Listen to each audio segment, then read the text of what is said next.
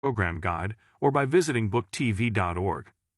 Starting now, David Horowitz Freedom Center President Michael Finch discusses essays on American liberty, culture, and faith.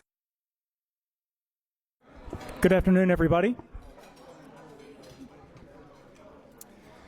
Before I launch into things here, I want to remind everyone that coming up in the very near future, December 10th, as a matter of fact, we have our December banquet taking place right here in this room, and it's featuring Victor Davis Hanson.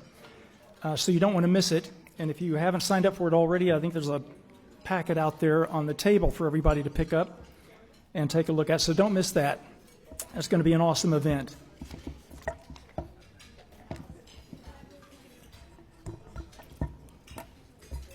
The author Anthony Esolen has said that nostalgia is not just misty-eyed adulation of an imagined theme that never existed, an imagined time, rather, that never existed. It's not just cheap sentimentalism. It is the ache to turn back home. It's a mirror of the soul's yearning for our eternal home. It's the longing to break free of our postmodern alienation and to set our steps back on a journey to meaning and belonging. It is the yearning to orient our lives toward the true, the good, and the beautiful. And it is the theme that courses through the life work of Michael Finch. Mike has spent his life working in nonprofits committed to preserving the freedoms, the grandeur, and the essential goodness of our exceptional nation. He has worked for the Heartland Institute, the Claremont Institute, and for the last 23 years, the David Horowitz Freedom Center, where he is the president, of course. But that title doesn't encompass everything that he has been and done for all these years at the center. David Horowitz, of course, was the driving intellectual force behind the center, the brain, if you will. But Mike has been the respiratory system, the nervous system, the circulatory system, everything that kept and continues to keep the body of the center functioning. Now, I know Mike is a humble guy, and he would hasten to point out that there is a whole team at the center keeping it running, not just himself. And that's true, but I don't think anyone on that team would deny that Mike really is the beating heart of it all. In addition to all of his responsibilities at the center, he somehow managed to write 2 books of poetry, Finding Home and Wanderings in Place, which I highly recommend, even if you think you don't like to read poetry. In fact, maybe especially if you think you don't like to read poetry, because I think Mike is the preeminent contemporary poet of the American heartland. He's also written many essays for Front Page Magazine, about 24 of which, more than 24 of which actually, were collected into this new book, A Time to Stand. I had Mike on my Freedom Center podcast a few weeks ago to talk about the book, and we had a great conversation. So I've had a preview of what you're going to hear today, and I know you're going to find it as affecting as I and my listeners did. The late great philosopher Roger Scruton argued that beauty is a path that leads us home. Michael Finch's poetry and essays take us there. His themes and his imagery, his humility and sense of wonder, his appreciation of a natural order infused with the supernatural, give voice to all those Americans who yearn for beauty in our era of ugliness, who yearn for home in an alienated world, and who yearn to restore an America that we are in danger of losing. Ladies and gentlemen of the Wednesday Morning Club, please welcome Michael Finch.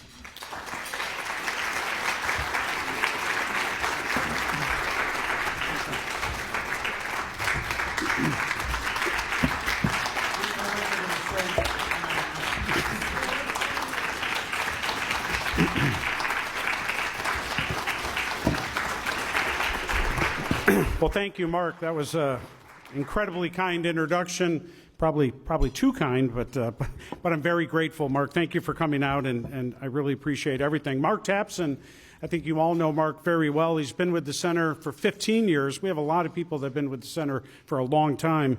He's one of our top writers. He's a Shulman Fellow. He also has an incredible, he mentioned the podcast. He has a great podcast called The Right Take with Mark Tapson. You can go to frontpagemag.com to view his podcast or go to Spotify. So thank you, Mark, for everything you do for the Freedom Center. And as we kind of go into this post-David phase of the Freedom Center, David, as we all know, of course, passed away earlier this year.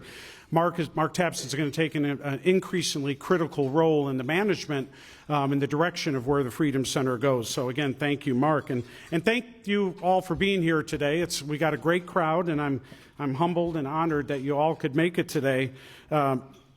I'm honored, but also a little nervous, to be totally honest. I've been up at this podium probably hundreds of times in the last 23 years, doing introductions, making remarks, making announcements, but I've given talks before, but I've never given a talk to the Freedom Center, so this is the first time, and C-SPAN's here to add to the nervousness. But I'm very excited to be able to speak, and I'm going to be talking about my book, of course, that Mark mentioned, A Time to Stand, The Dire Hour to Defend American Beauty. And it's an interesting, it's a collection of a lot of different essays. I'm going to focus on one particular part of the book, otherwise we'd be here for many hours, and we don't want to do that. But before I get into some of the specifics about the book, I have to thank, one other thank you, Jamie Glazov, the editor of FrontPageMag.com. He's been with the Center 25 years. I've written everything in the book, but it was Jamie's idea. He was the brainchild of putting these essays together into a collection. He did all the work. He also recruited Mark Tapson, who's here, of course, Daniel Greenfield, and Robert Spencer to write introductions to the different sections of the book. And I can't thank Jamie enough. Mark wrote a great introduction.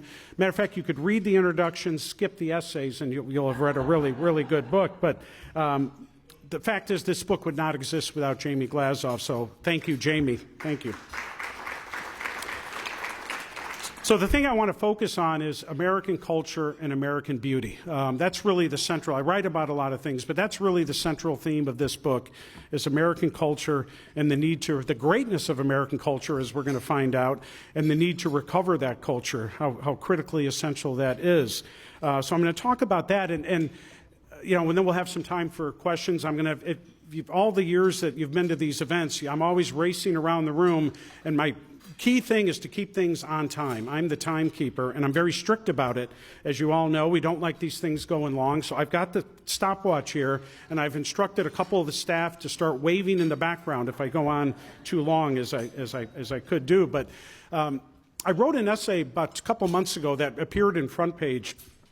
It's not in the book, but the first sentence of the article was what Thomas Cole, the painter, must have seen when he viewed the Hudson River Valley and the Adirondack Mountains. Okay, so about 2 days later, a good friend of mine emails me, and he said, well, he probably saw a river valley and a mountain.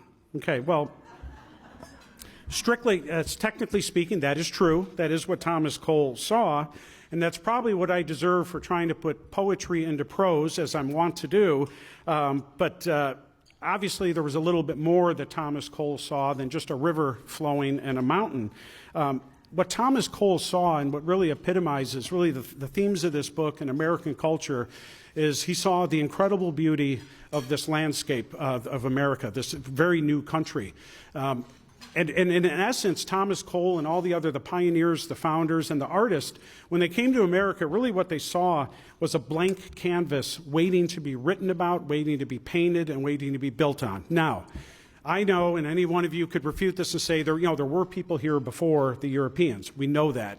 And that's a further discussion and an interesting one. But for all intents and purposes, for the pioneers and the founders that got here, it was a blank canvas. The seed of the shining sea, manifest destiny, all that was very real for the first couple of generations of Americans. And what Thomas Cole, the painter, and other writers and painters saw, and what they accomplished in the early part of this country, the Republic's history, is they built an American culture and raised it to the level of beauty I think that the world has never seen before. And we're going to explore on some of those things. But it's really an incredible story. It's incredible what they did and what they saw and painted this incredible, they created this incredible culture. Now, why did I write the book, and why am I have a day job trying to keep the center kind of going every day, as Mark so nicely put in all those kind of comments. But a few things happened, and that focused me in the last couple of years to say I need to start paying attention to this. I want to write about this. It's always been a passion, but now it's really a passion. I want to do something about it. As we get on in years in our life, we get to the point where we say, I've been wanting to do this for a long time. Well, it's time to do it, and that's where I'm at. So I've got three scenarios. I don't want to take you down memory lane, but I am just for a brief few moments to give you three case studies of things that happened and what kind of drew me to start writing about this. 35 years ago, I was working in Washington, D.C. for a trade association for coin and bullion dealers, which is interesting. It turns out they're a very libertarian group of people. Anyone that collects coins and numismatics and all of that, I was only there for a short period, but it's a very libertarian group. And that guy who I worked for, he had clerked for Congressman Dick Armey. He was the president. One afternoon, he had an older gentleman in the office who brought in a couple boxes of his books, and I got a signed copy of his book. I've got a copy here, as a matter of fact. It's a very small book. It's called The Golden City. Henry Hope Reed is the author. It is a fascinating book. I've probably read this book. It's very short, and it's full of pictures. I've read this book probably 20 times in the last 35 years. Henry Hope Reed was a scholar of classical architecture, American classical architecture, and he draws the comparison between classical architecture and modern architecture. He's not a fan of modern architecture, I can tell you now. Some of the pictures will show a lamppost in New York from 1910, and then a lamppost in New York from 1965 or something. And believe me, there's a contrast. One is very beautiful, the other one is let's just say, ugly, right? So he draws this contrast, and he promotes, and he talks about the American Renaissance of architecture, 1876 to about 1917, right about the end of World War I, where incredibly beautiful buildings were built all over the country. Washington, D.C. has some modern, ugly buildings, but there are some beautiful. We've all been to Washington, I think most of us. There are some beautiful buildings in Washington, D.C., all built along classical lines. That was the American Renaissance. He also brings up all these great architects in American history, and really great artists, some of the great artists in American history and world history. One of them was Arthur Brown. Okay, now Arthur Brown designed the Federal Triangle group of buildings in Washington, D.C., incredibly beautiful. Then he went out to San Francisco and designed San Francisco's City Hall. Now, when you go to San Francisco and you do Yelp or one of these, TripAdvisor, City Hall might not be at the top of the list of things to see, right? Coit Tower, Ghirardelli Square, all these, the Golden Gate Bridge, all these other things. The City Hall in San Francisco is absolutely stunning. One of the most beautiful, if not the most beautiful building in the entire United States. It is incredible. It's one of those things when you're on those hop around kind of buses, all of a sudden you look up and you see the City Hall and like, where did that come from? It is incredibly beautiful. After that, he also designed some other buildings, and I'll get into that in a little bit. We'll come back to Arthur Brown. About 10 or 15 years ago, I'm reading the Wall Street Journal. I still subscribe, and I know some of us have problems with the Wall Street Journal, but they really do have some great writers. They still have some really good writers, so I haven't canceled my subscription yet. There was an article about the Hudson River School of Art in American history. Now, many of you may be familiar with the Hudson River School. I sort of was. I knew a little bit about it, paintings of like mountains and trees and stuff. But there was this whole school of art called the Hudson River School in the mid to late 19th century. Thomas Cole, Albert Bierstadt, Asher Durand, Frederick Church, some of the most world-renowned artists and painters. And I'm going to read a quote because I didn't know any of those artists. I've become more familiar with them as time goes on. But I'm going to read a quote from Paul Johnson, the British historian, and England has some pretty great landscape painters as well. That the United States, lifted up by an extraordinary combination of self-created wealth and native talent, became a great cultural nation in the second half of the 19th century is a fact which the world, and even Americans themselves, have been slow to grasp. The lack of recognition is particularly notable in the field of art. From the 1820s, there emerged a school of landscape painting, the like of which the world has never seen. Now, that's pretty high praise, particularly from a British historian. They should be very proud of their own landscape painters, as they should be. But America, and I discovered this kind of later in life, that, wow, we've had an incredibly beautiful art history. So I'm going to move on now to the third, and this was the critical one that really got me kind of started. I wanted to start writing about this. About 2 years ago, I read a book by Joseph Epstein. He still writes. He writes for the Wall Street Journal and he's a conservative, not a Trump conservative, but we'll forgive him, at least that for the basis of this speech. I'll forgive him for that. He wrote a book called The Novel, Who Needs It? It's about this thick. It's an easy read, fascinating read about novels, why the novel's important.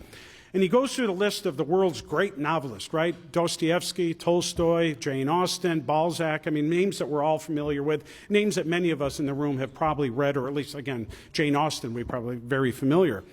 But then he pivots and talks about the great American novelist. And he said the greatest American novelist in the 20th century was Willa Cather. Now, I had to pause because I'm like, okay, I know the name, but Willa Cather? I mean, Steinbeck, Fitzgerald, Hemingway? I mean, Willa Cather, who is Willa Cather?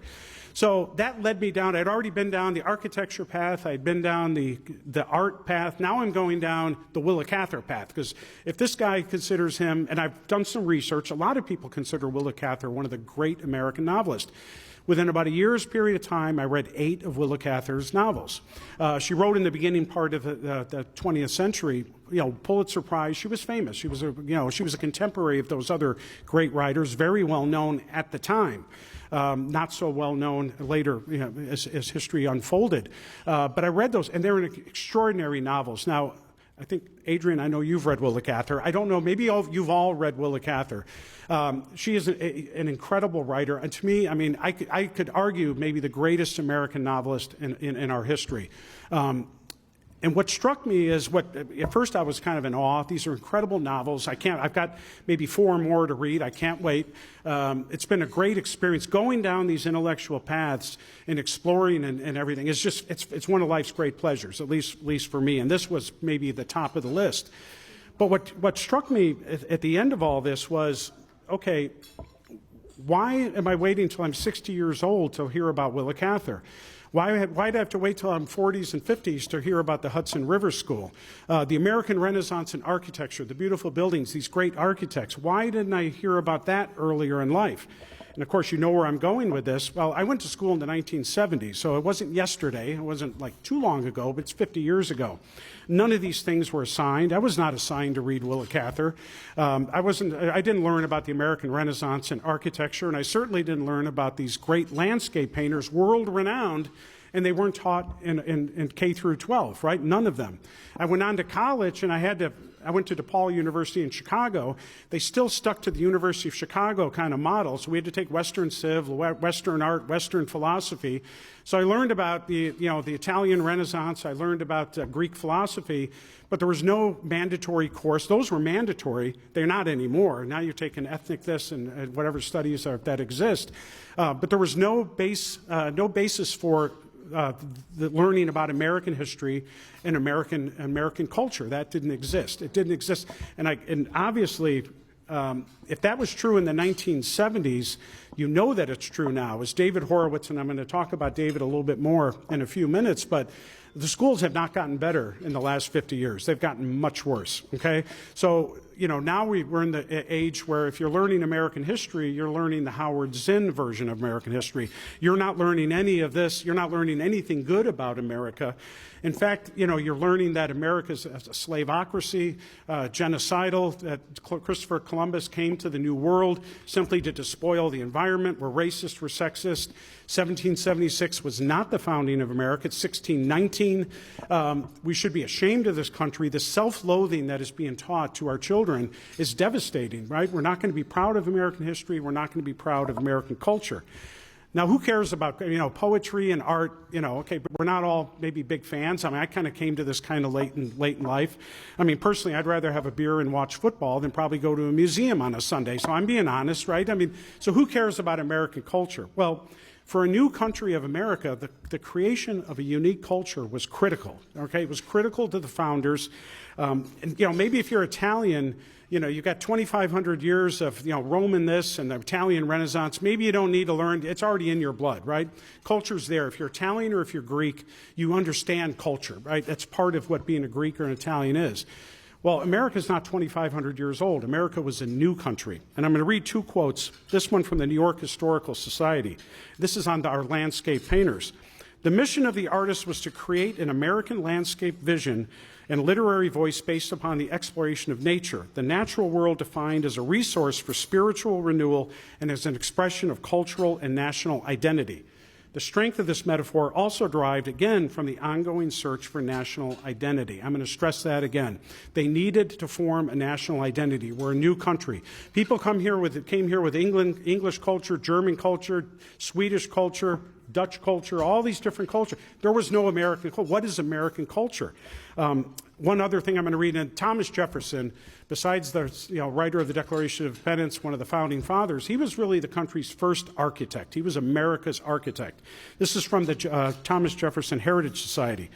Thomas Jefferson believed that architecture was the heart of the American cause. In his mind, a building was not merely a walled structure, but a metaphor for American ideology, and the process of construction was equal to the task of building a nation. The architecture of any American building should express the American desire to break cultural as well as political ties to Europe. American architecture, Jefferson believed, would embody the fulfillment of the civic life of Americans, and he sought to establish the standards of a national architecture, both aesthetically and politically. Jefferson had in his mind, and later when he wrote Charles L'Enfant, of course the early designer of Washington, D.C., he wrote, "Whenever it is proposed to prepare plans for the Capitol, I should prefer the adoption of some one of the models of antiquity, which has the appropriation of thousands of years." Jefferson knew he wanted something different than what England and Europe had done. He said, let's look at the classical model. And if you think of all the state, Sacramento has there's a lot of beautiful state capitals in this country. They're all built for the purpose of creating this national identity. America's different. America's not England. America's not Europe. And we have a distinct culture. And that's effective in the art and the architecture and our writing. I'm going to pivot now because I'm going to go back and I want to just talk for a few minutes about the impact that David Horowitz has had on us. Because why are we in this situation? Why isn't America culture being taught? Why isn't America history being taught? And I think about a lot of the conservative think tanks, Hillsdale College, do a great job, an excellent job, of teaching about the Federalist Papers, the Constitution, the Declaration, the Gettysburg Address. And that's critical. We have to know, we have to understand those. The schools teach a little bit of that, probably a misguided view of those things, but they do mention at least those things. American culture doesn't get mentioned at all. The things that I'm discussing are not mentioned at all. And what David Horowitz taught us in his second half of his life is that the left is trying to create this kind of new utopia. They're trying to create this heaven on earth. In order to create a new society, a new man, a new society, a new world, you have to destroy the old world. You have to get rid of everything that's in the old world. You need to rewrite the history of that past world. And you think about what Lenin and Stalin and Mao Zedong and all Pol Pot, all of them, the first thing they did is they had to rewrite the history because they understood that if we're going to affect this, create this perfect utopia, we have to educate, we have to change what the children are learning. You have to affect the children. That is critical, right? Now, I've got to give the left their due, right? If your goal is to burn everything down, transform everything, destroy what was old, then they're very effective. They've done a great job of destruction and burning the house down, right? Of course, the follow-up to that is where they've failed is in the implementation of this perfect new world, this utopia. Over 100 million people died in the 20th century at the hands of these people trying to create, these dreamers trying to create this heaven on earth. So we know how destructive it is. And yet, today, we still have that very much alive in America, very much alive in New York City, actually, but very, very effective and very alive in much of New York. The left understands that you have to attack the history and the culture, the family, the faith. You have to attack everything in America that is good and great and beautiful. And if you remember, David knew Bill Ayers very well back in the 1960s. Bill Ayers was a terrorist, or at least his wife was a terrorist, so he was a lover of terrorists, I guess. Bill Ayers, as the 60s were starting to the revolutionary spirit was kind of petering out, what did Bill Ayers do? Well, Bill Ayers went to the University of Chicago to teach in the School of Education, to teach teachers on what to teach our children. Why would Bill Ayers do that? This is a guy thinking about throwing bombs. Now he's teaching teachers to teach children about what America means. Well, I wish Bill Ayers were the only one who chose that path. Hundreds, thousands of 60s radicals that, unlike David, saw the light, continue to be a radical. They went into the schools of education to transform because you have to reach the children. So if you wonder why we're learning the Howard Zinn version of American history, that's because of David called about the long march through the institutions, right? Education was number one on the list. We've got to change education. And I have to give the left their due again. They've done very well at changing the education in this country in the last 60 years. It's a disaster. I'm going to, before I kind of get into what we can do about it, I can't give a speech without mentioning Donald Trump. It's impossible. But the good thing is Donald Trump is actually aware of many of these things. He's aware, never underestimate his intellect and his intuition. I never will again. At the end of his first term, Donald Trump put in an executive order that all new federal buildings had to be built among classical lines, right? Isn't that interesting? Now, he may have been pushed to do this. But he was very much behind it. Now, the left just went, the New York Times, the Washington Post, they excoriated him. They called it the big, beautiful building act or something like that. And then it went from there. That was a compliment almost, because then they basically said he's an authoritarian, he's a dictator, and this is fascist architecture, right? Fascist. So the Parthenon and the Roman Forum, next time you go to Athens or Rome, you're looking at fascist architecture, right?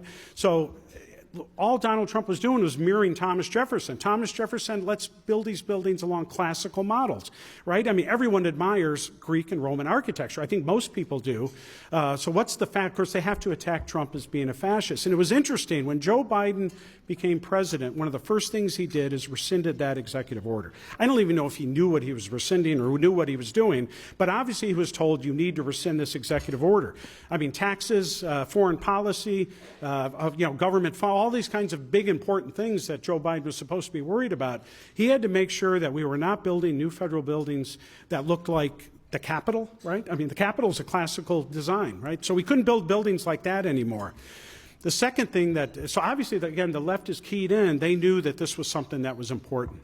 A couple of months ago, he tweeted out, or X'd out, or can we just say tweeted? I think that's easier. I'll say he tweeted out, and he attacked the Smithsonian Institution for the wokeness. He said, stop only educating and teaching about the horrible, the sins of American history, that we're a slaveocracy.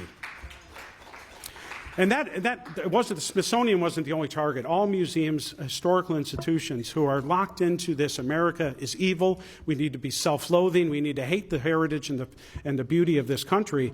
Donald Trump was attacking and say, how about, it's okay if we teach about the faults. We can teach about what happened to the Native Americans, we should. But let's also teach about the greatness and the beauty of American history, and that's what Donald Trump was trying to do. As I kind of wrap up, I want to end the comment about beauty, right? And Mark Tapson, in his introduction, quoted Dostoevsky, who said, beauty will save the world, right? I hope so, right? I mean, we can pray for that. And I want to go back. If you read the book, or if you've read the book, you'll know that I've spent a lot of my life driving around this country. I've seen most of the states. I love to drive. I love to see every part. It's such a beautiful country. It's interesting. If you travel to like the Four Corners, what you're going to see is a lot of Germans and Dutch and Swedes who rented RVs to come because they want to see the American West, right? And a lot of Americans have that spirit that you've got to see the country. It's so important. Well, right here in Southern, I love to be, I'm from Chicago originally, but I love being a tourist, a White Sox fan for you Cub fans, though. You can stay in the room, but I'm just letting you know, okay. I'm driving through Old Town Pasadena, which is beautiful. It's kind of unique among Southern California. It's got some beautiful architecture. And I'm driving, and I turn the corner, and I do one of these double, triple takes looking out the window. And I say, that is one of the most stunning, most beautiful buildings I've ever seen. It's Pasadena City Hall. Okay, I don't know if you've all been there, but I'm going to go back to our friend who designed San Francisco City Hall. Arthur Brown was the designer of the Pasadena City Hall. It is a stunningly beautiful building. And I've got to say, if you ever go there on a Saturday night, you probably don't want to because you're going to have trouble finding parking. It is swamped and swarmed with people. Everyone's there with their phones, taking pictures. Wedding parties come with the professional photographers. Everyone wants their picture taken at Pasadena City Hall. All young people, old people from all over California, probably all over the world. You're crowded in there. You've got to get your picture. It is absolutely beautiful. It's one of those things like this. You're in an oasis. And look, I love, California is beautiful. It really is beautiful. And there are some beautiful architecture even in L.A. But Pasadena City Hall is really unique. Arthur Brown was one of the great artists of American and world history. And I'll just draw Americans understand beauty, right? We all do. Humans understand beauty. We can see what is beautiful. And I guarantee you, if you go up to Van Nuys Boulevard and look at the Van Nuys government buildings on a Saturday night, which you probably don't want to do anyway, I guarantee you're not going to see throngs of people taking their pictures outside on Van Nuys Boulevard, outside of those government buildings. They're just not. They may serve some kind of function. Beauty is not one of them. So I think, we make this, I'll kind of close with this.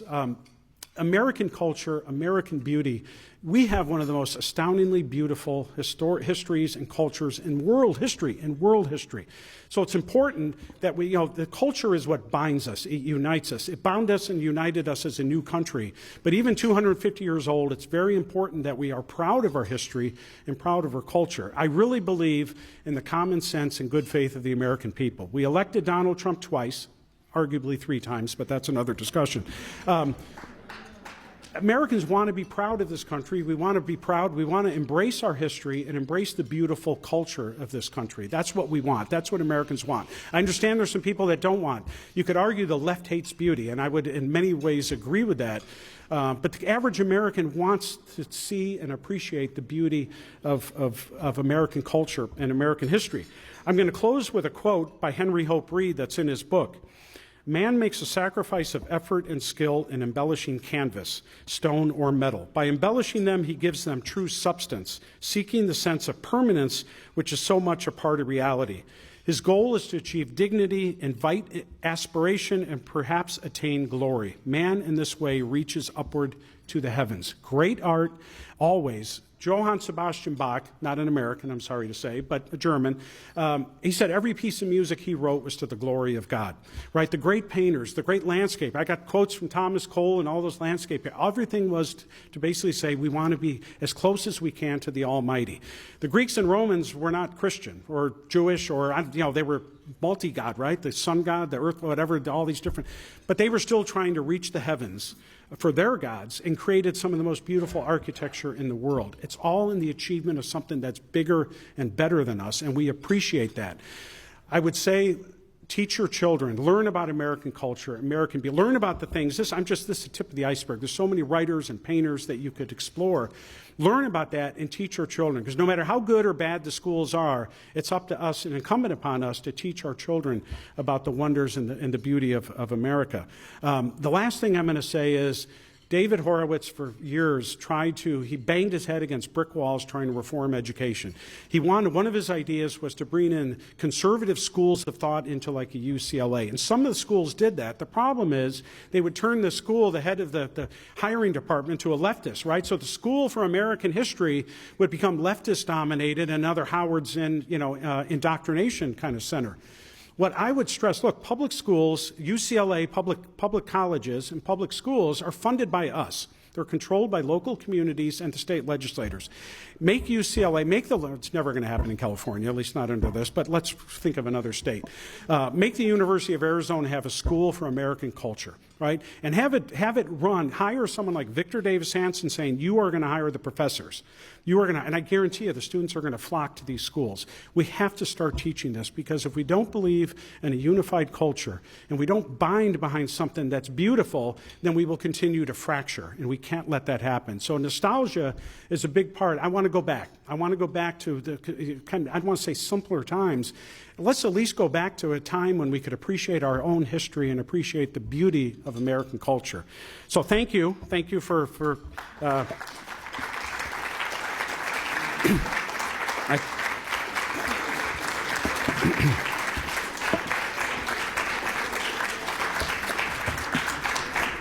I came in 45 seconds early, so I stayed on time. One last comment is, if we have any questions, is I come about this, this is my day job, is running the center, not being like an art critic. I come about this as a layman, right? I'm not a scholar. I don't have a PhD. I have a bachelor's degree who spent his whole life in the cause of preserving liberty and freedom for all these different organizations. For the last 23 years, of course, the Freedom Center. But I'm a layman, and the book, if you read the book is written, it's a layman's book. This is not a scholarly treatise on anything. This is something I think that I can understand and I can write. And if I can understand this, then anyone can understand this. So it's important, again, from a layman's perspective. It's the layman, it's the common man, in a sense, that I think will have this appreciation for, and has to have the appreciation for American culture. So anyway, if there's any questions, we have the standing mics. We're not passing the mic, because C-SPAN's here. So if you haven't, I see John Seymour is coming up to ask the first question. I thought your presentation was Thank you, John. thumbs up. Thank Great. you. Thank you. Okay. Thank you. It really got me thinking about American culture. And I thought about the definition of words, culture. What is that? It's got to be driven by values. And so Charlie Kirk and American values. So tell us what you've learned about American values in the writings and the architect and everything else you were doing when you wrote your book. Well, I think that the culture can be defined, and maybe, they talked about the cultural wars, and then, it ends up being a thing about are you pro-life or you're not pro-life. I mean, I guess that encompasses some of what is considered the cultural wars. To me, culture it's kind of a side of American history is American history, and we need to study American history. The culture is these things, right? It is art, it is buildings, it is poetry, it is literature. It's really those other things that we aspire to, again, aspire to greatness and beauty. So having a culture that is enriched and aspirational, that's really the critical word, I think, is aspirational. American culture is aspirational. If we believe that, if we actually follow American culture as it was intended, then you're going to be incredibly inspired that this is the greatest experiment in human history, right? Not just because the Founding Fathers created a Constitution, that's aspirational enough, but we also created something that unites us to the land, unites us as a people, that this is a beautiful land, a beautiful country that aspires to be great and aspires to be beautiful. So that's a little bit different, I think, than I know Charlie Kirk was, involved in a lot of things, and I would hope that I wish Charlie was here so we could, say, what do you think of what is American culture to you? I would hope that he thinks it is these things. I don't know, but I would think that Charlie would probably agree with this, and that these things need to be taught. He was so good at reaching the young people, and again, look, the Federalist Papers are really important. We have to teach, but we have to teach about these things too. And the fact that I had to wait till I was between 30 and 60 to even come to a knowledge of many of these great characters, figures, the great movements in American cultural history, I think is really, shame on me for not knowing this, but shame on the schools for not teaching this, if that makes sense. Thank you. Great talk, Michael. Thank you very much. I have a quick joke before I ask my question about beauty, and the joke is, Michael, did you know there's a new art form that's been created? Did you know that? I didn't. Tell me. It's French. It's called garbage.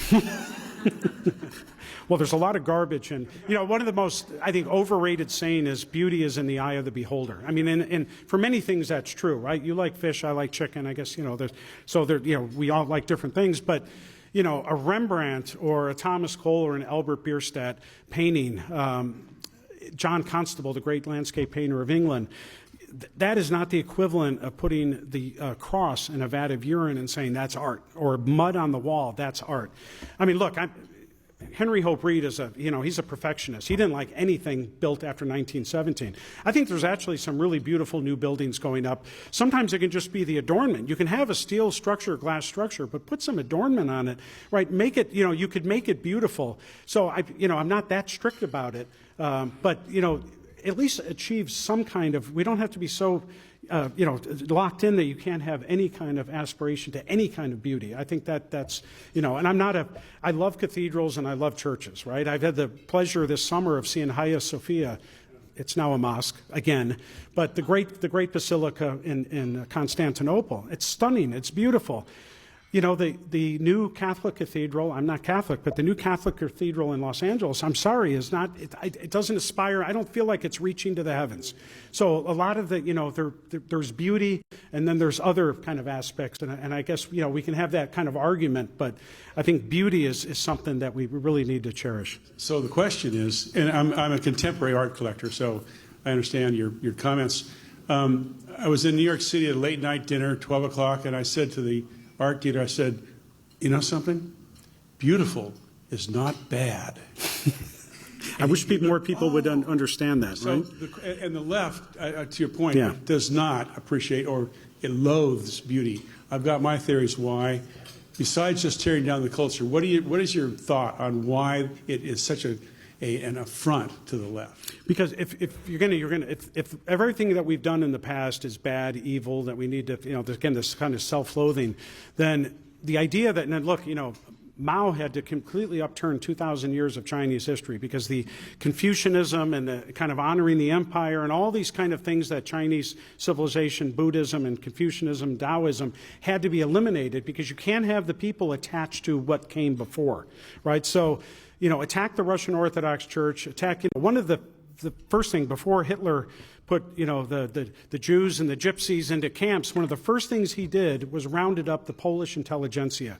He rounded up the professors, the teachers, the artists, because he said we have to kill Polish culture because, you know, we're going to want the Poles simply to farm the land. They cannot have aspirations to a great Polish culture.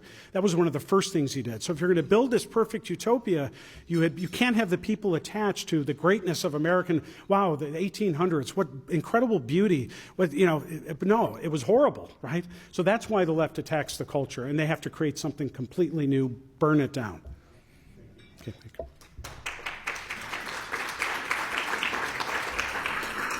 Hi, Mike. I'm absolutely thrilled you're going down this path of redeeming, resurrecting the arts.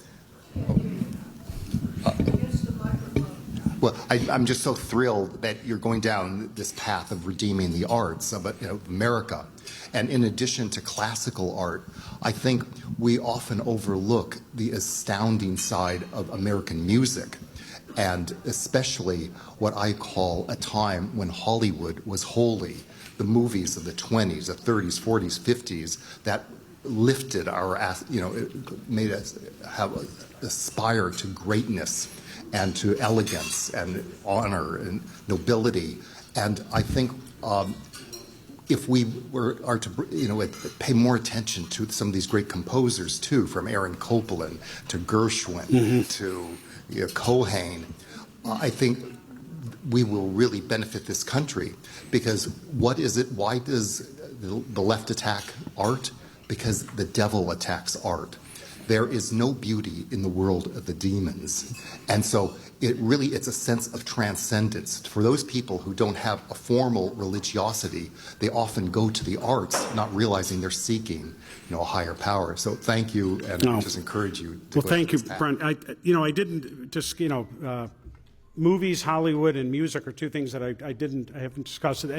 I think if there's going to be one of the projects is I want to write a book specific about American culture. And I'm going to call on you, and Mark, I'm going to call on you, because I'm not a music expert at all. America has some great music, and obviously there was a glory time of Hollywood, and that is an art. It is an art form. I'm not so locked into the past where I don't recognize that Hollywood can still have a huge impact, a positive impact, right? Not every music, 99% of them, but not everything that Hollywood produces is bad. There is a lot of good. There is some good coming out of Hollywood, and that is part of the culture as well.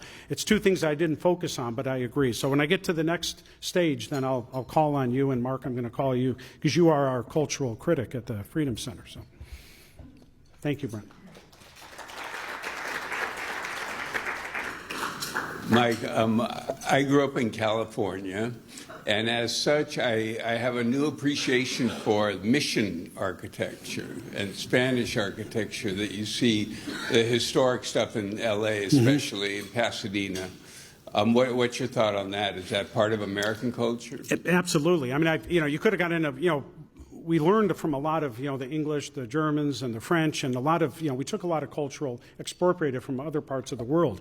We also, a lot of our culture is influenced by Native Americans. That's an absolute fact. And of course, the Spanish as well. It's interesting. I was in California. Halfway through my life, came to California. And I love to ask people, Darlene, I know you've been there, but I ask people, have you been to the Mission Inn out in Riverside, California? And if you ask people who have lived in LA their whole life, and they're like, what? They've never, Harlan, you're from Riverside, right? So they've never either never heard of it or never been. It's beautiful. The Mission Inn is Spanish it really is. It's beautiful. It's a hotel now. U.S. presidents were, I think Richard Nixon was married at the Mission Inn. But that's a great example of mission architecture. Even though it's not a mission, it's called the Mission Inn, right? But a lot of people in California say, I've never been. I said, well, you've got to go. You've got to see the mission. And there's a lot of, the Santa Barbara mission, San Juan Capistrano, San Gabriel. There's a lot of missions. They're beautiful. And that absolutely is part of American culture, and that's part of the history that we should be proud of. There's an architect in L.A. called Wallace Neff, and he went and built some of the most beautiful homes in Pasadena, Beverly Hills, and all in Spanish architecture, and they're just as gorgeous today. Yeah, absolutely. No, it expands beyond, and again, it's not, even Henry Hope Reed didn't expect every American to build a classical house, right? But, there's classical models or certain things you can do to kind of bring that beauty out. But, look, there's beautiful architecture all over the country and all over the world. So adopting these other kind of, Spanish and whatever else can come in, I think that just enriches our architecture. So thank you, Jay.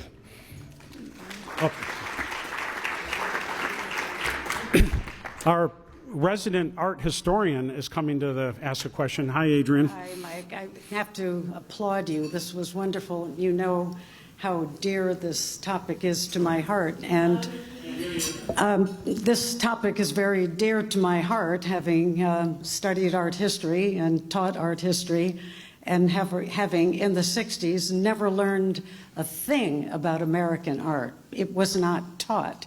And in addition to the fact that in the 60s there was the already creeping leftist and the destructive generation was getting into full swing, there was a certain arrogance.